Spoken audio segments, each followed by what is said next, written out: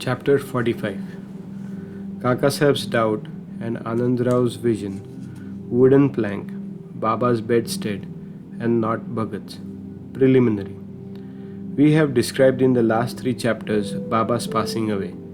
His physical or finite form has no doubt disappeared from our view, but the infinite or spiritual form, spirit of Baba, ever lives.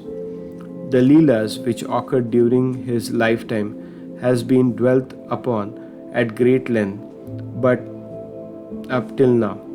Ever since his passing away, more Leelas have taken place and even now happening. This clearly shows that Baba is ever living and helping his devotees as before. The people who got the contact of Baba when he was living were indeed very fortunate, but if any of them did not get a dispassion for things and enjoyment of the world, and had not their minds turned into the Lord, it was their sheer ill luck. What was then desired and is still desired is the wholehearted devotion to Baba. All our senses, organs, and mind should cooperate in worship and serving Baba. It's no use in engaging some organs in the worship and deflecting others. If a thing will worship or meditation is to be done, it is ought to be done with all our mind and soul. The love that a chaste woman bears to her husband is sometimes compared to that which a disciple bears to the master guru. Yet the former falls far short of the latter, which is incomparable. No one, whether he be father, mother, brother, or any relation, comes to aid in attainment the goal of self-realization. We have to chalk out and traverse the path of self-realization ourselves. We have to discriminate between the unreal and the real, renounce the things and enjoyment of this and the next, and control our senses and minds, and aspire for liberation only. Instead of depending upon others, we should have full faith in ourselves. When we begin to practice discrimination, we come to know that the world is transient and unreal, and our dispassion for worldly things becomes less, and ultimately get dispassion and non-attachment for them. When we know the Brahma, which no other than our Guru is sole reality, and as it transcends, which is no other than our Guru is the sole reality, and as it transcends and besets the seeming universe, we begin to worship it in all creatures. This is the unitive bhajan or worship. When we thus worship Brahma or Guru wholeheartedly, we become one with him and attain self-realization. In short, always chanting the name of the Guru and meditating on him enables us to see him in all being and confers eternal bliss on us. The following story will illustrate this. Kaka Saheb's doubt and Anandrao's vision. It is well known that Sai Baba had enjoyed Kaka Saheb Dikshit to read daily two works of Sai Eknath, one Bhagavat and second Bhavarta Ramayana. Kaka Saheb read these daily while Baba was living, and he followed the practice even after Baba's passing away. Once in Kaka Mahajani's house in Chowpatty, Mumbai, Kaka Saheb was reading Eknathi Bhagavat in the morning. Madhavrao Deshpande alias Shama and Kaka Mahajani were then present and listened attentively to the portion read, mainly the second chapter, 11th Chakanda of the book. Therein the 9 Nathas or Siddhas of the Rishabh family, mainly Kabi, Hari, Antariksha, Prabuddha, Pipalayan, Abhihotri, Drumil, Chamas, and Karabhajan expounded the principles of the Bhagavad Dharma to King Janak. The latter asked all the 9 Nathas most important question, and each of them answered them satisfactorily. The first, that is Kavi, explained what is Bhagavad Dharma. Hari, the characteristics of Bhakta devotee. Antariksha, what is Maya. Prabuddha, how to cross Maya, Pippalayan, what is Parabrahma, Abhihotra, what is Karma, Durmil, the incarnation of God and their deeds, Chamas, how a non-devotee fares after death, Karabhajan, the different modes of worship of God in different ages. The substance of all the exposition was that in this Kali age, the only means of liberation was the remembrance of Hari, a Lord or Guru's feet. After reading was over, Kaka Saheb said in a despondent tone to Madhavrao and others, how wonderful is the discourse of the nine nathas on bhakti or devotion, but at the same time how difficult it is to put it in practice. The nathas were perfect, but it is possible for fools like us to attain devotion and delineate by them. Why we won't get it even after several births, then how do we get salvation? It seems that there is no hope for us.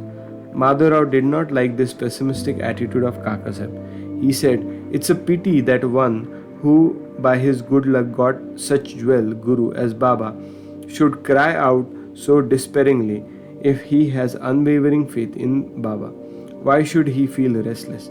The bhakti of the nathas may be strong and powerful, but it is not ours loving and affectionate.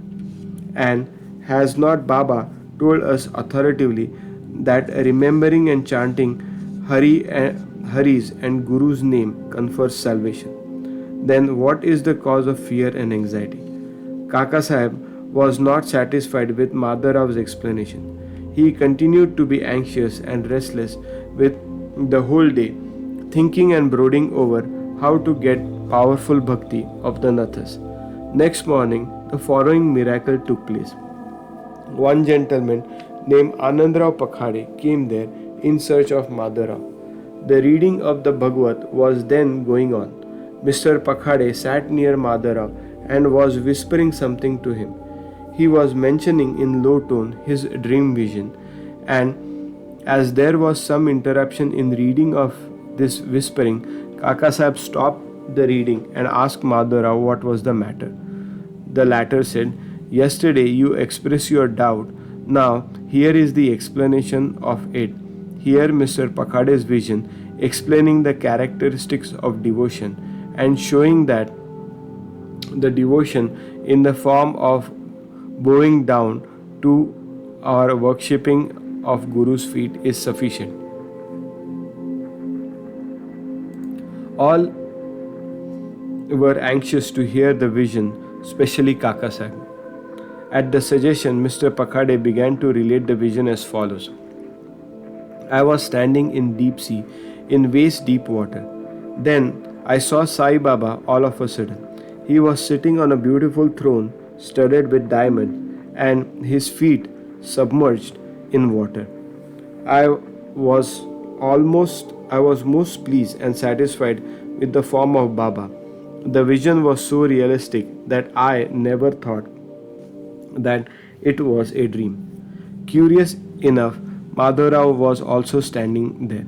He said to me feelingly, Anandrao, fall at Baba's feet.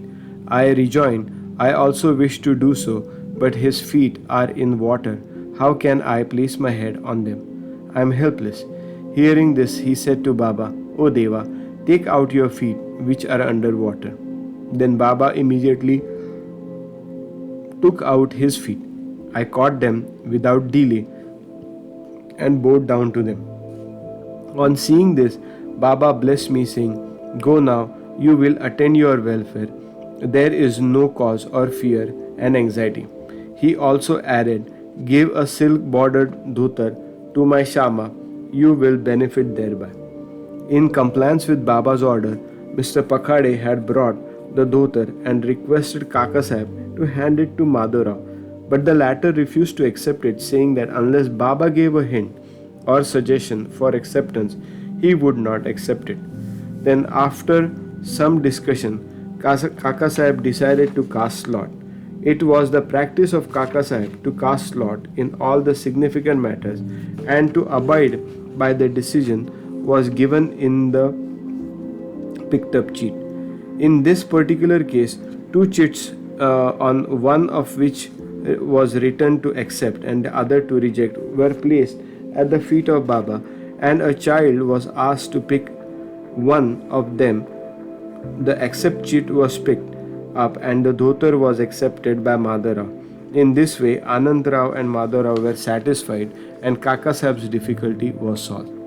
This story exhorts us to give respect to the words of other saints, but at the same time asks us to put full faith in our mother, that is, the Guru, and abide by his instruction, for he knows our welfare better than any other person. Carve out any heart the following words of Baba.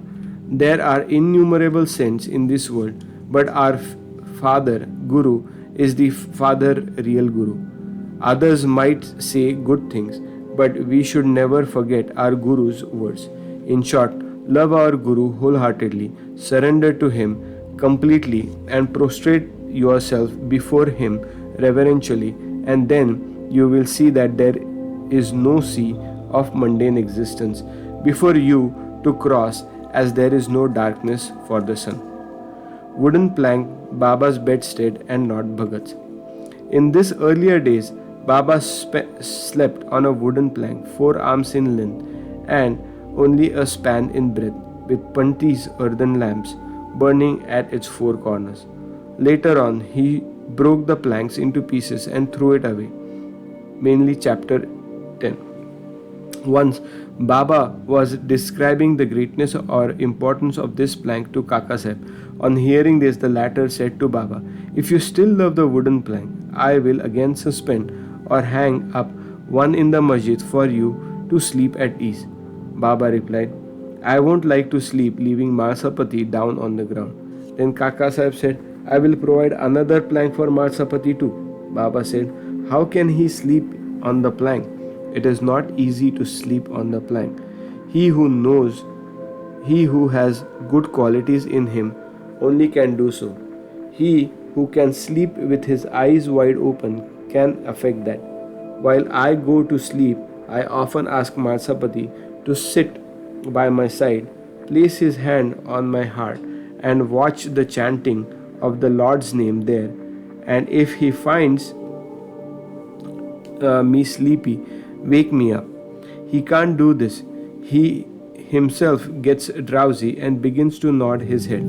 When I feel his hand heavy as a stone on my heart and cry out, 'O Bhagat,' he moves and opens his eyes.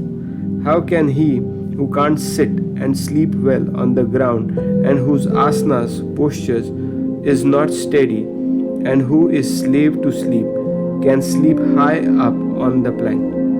On many other occasions, Baba said, out of love for his devotees, what is ours, whether good or bad, is with us, and what is others is with them. Go to Shri Sai. Peace be to all.